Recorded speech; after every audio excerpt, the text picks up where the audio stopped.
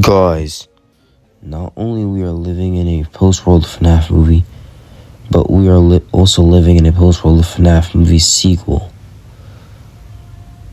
Like, it took nearly 10 years for the first one to come out, so it's kind of funny. So anyways, I kind of feel slightly underwhelmed watching this movie. Don't get me wrong, I still like it and enjoy this movie. I experimented with cool ideas such as the puppet possessing people and Vanessa having PTSD, like dear God she goes through in this movie, like the nightmares and hallucinations of her father. Also, the animatronics the Jim Henson Future Shop made looked perfect. They look like they were ripped straight out of the game. Also, there's this one animatronic in Vanessa's nightmare who I was shocked to see, and I'll mention the animatronic when we get to the spoilers. The actors did a great job, especially Piper Rubio and Elizabeth Lale. I think I may have just forgot why Scott casted her as Afton's daughter. Speaking of Afton, yeah, Matthew Lillard did a great too. Also, Skeet Ulrich does a great job as Henry. You can tell he is playing a grieving father. Also, guys, guess what? This movie's actually scary now. Now it's time for the flaws I have with this movie. First of all, the pacing is actually absolutely atrocious. Like, at first, it drags way too long to get to the plot, but when we actually get to the plot of the movie, it probably has the fastest pacing in a movie I've ever seen in my entire life. Also, the Wizards and Henry Emily barely get any screen time. Why are you hyping these characters up and they barely have any screen time? Henry only gets one scene of screen time, and the Wizards get 2 freaking minutes of screen time. 2 minutes! The fucking Green Goblin from The Amazing Spider-Man 2 has more goddamn screen time than fucking Withered Freddy. Also, another flaw I have this movie is how cartoonishly evil Wayne Knight's character is to Abby. He's Aunt Jane from the first movie, maxed up to 1,000. Like, there's this one scene at the science fair that I'll mention when I get to the spoilers, where he does something that's extremely petty to Abby.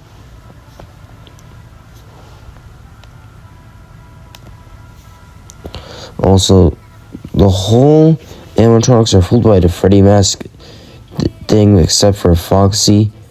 Doesn't make sense to this movie because the puppet possesses literally all the FNAF 2 animatronics in this movie. How does Charlie fall for the Freddy mask when she's controlling Bonnie, Chica, and Freddy, but not when she's possessing Foxy? She knew it was Mike she literally knew it was Mike. Without all the way, 6 out of 10 movie. Closer to a 5 than it is to a 7. Also, you know what? 1 out of 10. Because Markiplier wasn't in this movie. Again. Now we will talk about the spoiler story discussion. The movie starts in 1982 at the 2 animatronic pizzeria, where Charlotte witnesses Afton kidnapping a child. So she tries to tell the adults, but they act like assholes and brush her off. So she saves the kid, and there's a chase scene of Afton. Then Charlotte ends up on this puppet stage, and Charlotte collapses on the music box thing, revealing she's been stabbed by Afton. And the puppet comes up and holds Charlotte. Then we see the 8-bit opening scene again, but this time it has newspapers. Then we got to present day, and we see Vanessa has not been doing well after the first movie, but Michael, however, is doing pretty well. But Abby misses her old friends. Then we see Abby in the school bus explaining to her classmates the FNAF lore. Freddy's is popular due to Aunt Jane telling people about evil bear robots. Then we see Newman being an asshole to Abby and expressing how much he hates Freddy's. After that, we see Mike and Vanessa on a date. Then Vanessa tells Mike she has hallucinations of her father. So Mike recommends having dreams to end her PTSD or something. Then Mike goes home and finds out Abby has went back to Freddy's, and in their point of view, her friends are gone. But hey, she finds it unimportant. Fast talker. But who cares about that? Because literally 2 seconds before she found the fast talker, Mike was holding a bootleg Freddy plush that made the or sound. Then we see a ghost hunters who are taking a tour at the original Freddy Fazbear's, and the security guard there is none other than Michael Afton, meaning Scott still can't control the habits of making characters have the same names.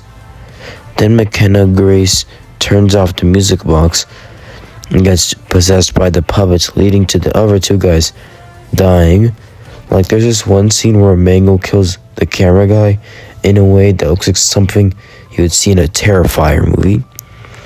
And there's this other dude who gets drawn by too many puppets, so that's pretty interesting.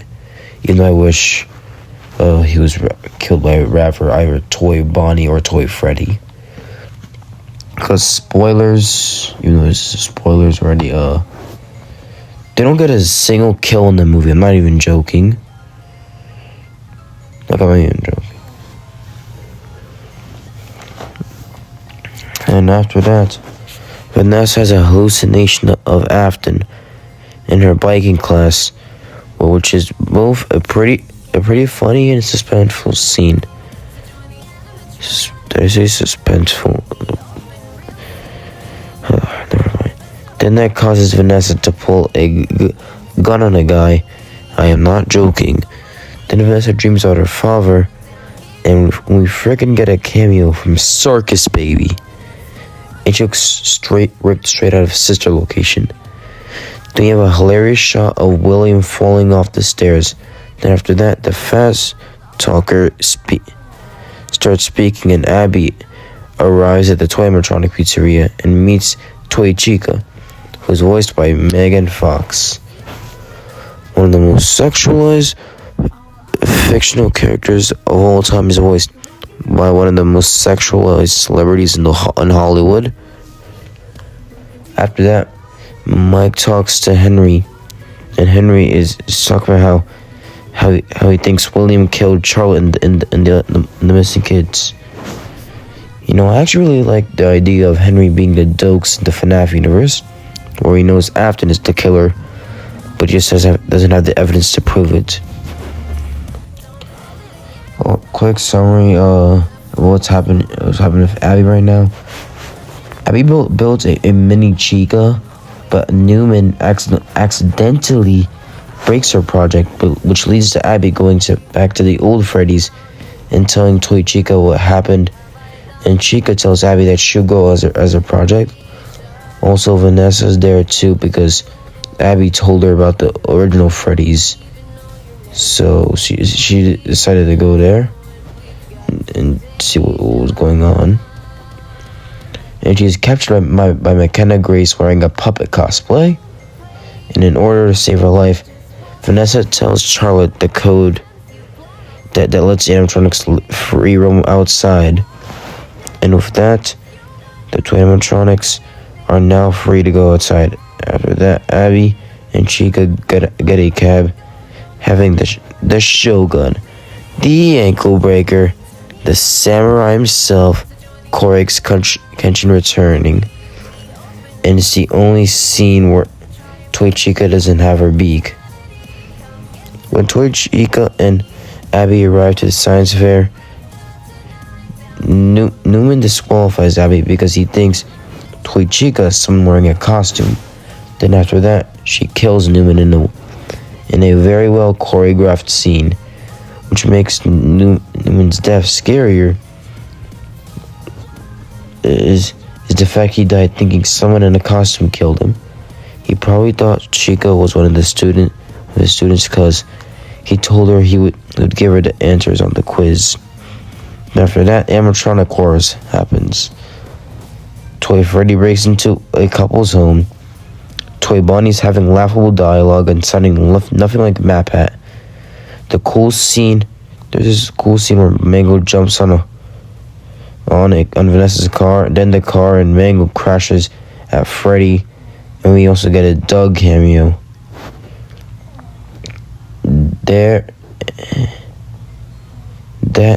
Mike is actually spending a night at Freddy's, where he fends off the Wizards in their 2 minutes of screen time. And Balloon Boy, when Mike decapitated him, I cheered. Now we're in the climax, where the puppet jump scares Abby out of Chica's stomach. Vanessa arrives to the house only to see the scariest fucking thing in these movies, where the puppet is possessing Abby. But Mike is using the music box Henry gave him earlier that defeats the puppet. But the animatronics break into the home. Then Michael Afton walks in and reveals that he is the twist villain. It's revealed how much of a daddy's boy he is. When Vanessa rejects the idea of living up to the Afton legacy, Michael tells the toy animatronics to kill them. But then the original FNAF 1 animatronics starts destroying the toy animatronics, and Jeremiah one-shots Michael Afton. Why did I forget to mention him? He literally had more screen time than he did in the first movie. This is a We Are FNAF scene.